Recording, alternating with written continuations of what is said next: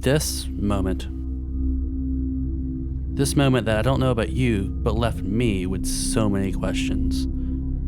Is it going to topple? Is he still in a dream? When the movie ended 10 years ago, without answering any of these questions, it left audience wanting more. Still to this day, I hear people discussing what they think actually happened, not only because Nolan won't tell us, but because they care. We were taken on a cerebral ride, bringing up more and more questions as the film went along, and then the film just ended with no answers. In the last 10 years, people have been racking their brains, analyzing everything from the theory that the top isn't actually Cobb's Totem to the whole movie is actually a dream. While I'm not here to talk about these theories today, I'd like to present my own. This moment. And the question of, did the top topple or not at the end of the film, while interesting to ask, doesn't matter. That's right, I'm here to propose that the result of this moment, while presented as a cliffhanger, we've already been given all the information to realize that at the end, it really doesn't matter if the top stopped or not. Now, if you haven't seen Inception, or it's been a while, let me paraphrase. When we are told about the purpose of a personal totem, an item so personally, intimately known only by you, it tells you if you're still in a dream or not. It represents your sanity in a way. Now we can go on and talk about if Cobb's top was actually his totem or not, but for what we are told by Arthur about totems, a totem. You need a small object, potentially heavy, something you can have on you all the time that no one else knows. Like a coin? No, it needs to be more unique than that. This is a loaded die.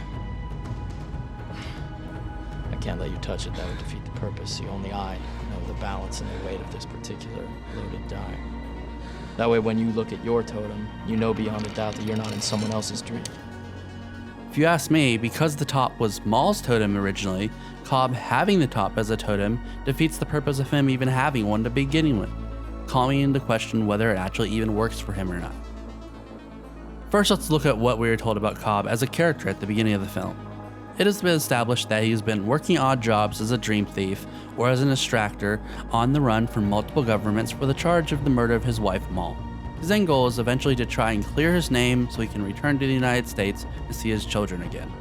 Through the rest of the film, Nolan unpacks the real story behind Maul's death, that in fact Cobb was trying to stop her from committing suicide due to her rejecting reality and her totem in place of thinking that they are both still dreaming, that the only way to wake up is to kill themselves.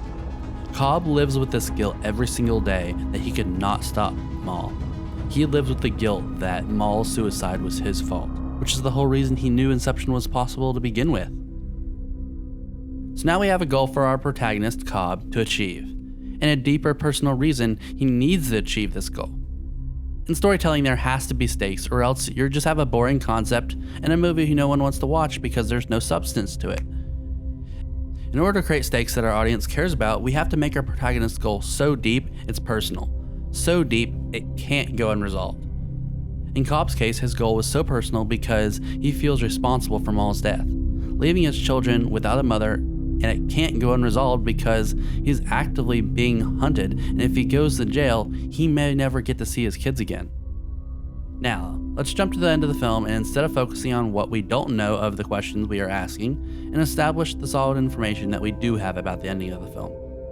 Now, there's a ton going on in this film, but if we strip it down and look at Cobb's character beats through the film, we see that he in fact has resolved everything he set out to do in the beginning of the film. We know Cobb has been cleared of the murder charges, making it possible for him to re-enter the country safely without the fear of being arrested on the spot so he can return to his kids for good. He can finally focus on being a great father, a father his kids deserve. Also, we know that he has finally let go of the memory of Maul, and along with it, the guilt that her suicide was his fault. Cobb spins the top on the table, and after waiting for a moment, he chooses to turn his back on the top, signifying that after holding on to the top as his icon of sanity, spinning the top after a moment of indulgence of his memories, he no longer cares if the top stops or not. For Cobb, this is his ultimate conclusion.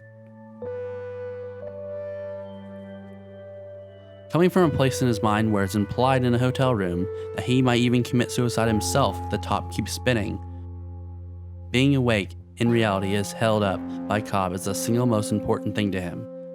If he's not in reality, he can't work towards getting home.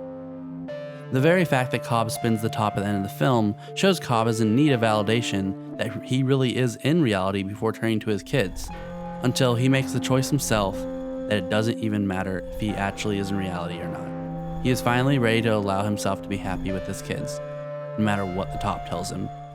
And this is possible because he has finally let go of his guilt. Beforehand, the guilt over Maul's death would have eaten him alive, and would have never allowed him to do this, to be happy. So in conclusion, it is with this that I argue that while there is a lot going on in this movie, at the end of the day, when you strip it down to basic storytelling, you see the unspoken narrative of this film. The journey of a man in grief, struggling to let go of his guilt and become happy again. In true Inception style, if we are going to go a level deeper and start doing some actual theorizing, I feel like a fairly solid case could be made for the theory about the real unspoken plot of the film.